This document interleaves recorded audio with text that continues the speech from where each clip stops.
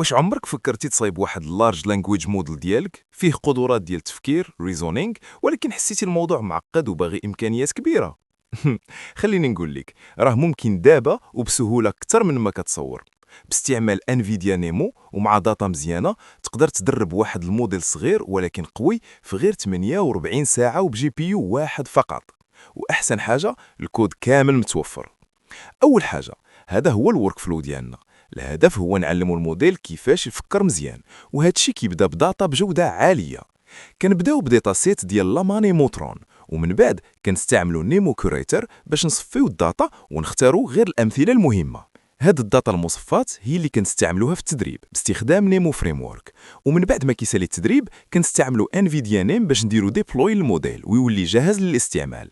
دابا نهضروا على الداتا. الداتا سيت ديال لاماني موترون فيه أكثر من 32 مليون سامبل في مجالات بحال ماث، كودينغ، ساينس وتشات. كل ريكورد فيه انبوت اوتبوت وكاتيجوري ومعلومات اخرى.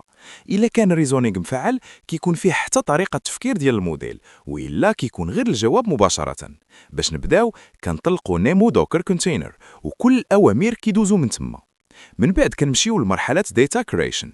كنحملوا الداتا سيت وفاست تكست، ومن بعد كنشغلوا سكريبت اللي كيختار غير انجليش وماث وتشات، وكيحيد ريزونينغ الفارغ، وكيطبق تمبليت موحد، وكيصنف الداتا حسب الصعوبه. هاد الطريقه كتسمى كوريكولوم ليرنينغ، يعني الموديل كيتعلم بشويه بشويه من السهل للصعيب. من بعد كنجمعوا الملفات كاملين في training.json باش يكون واجد للتدريب. دابا وصلنا للتدريب. كنفتحوا نوت بوك ديال نيمو، كنحددوا الباس، ومن بعد كنحملوا بيز موديل من هانغينغ فيس ونحولوه للفورما ديال نيمو.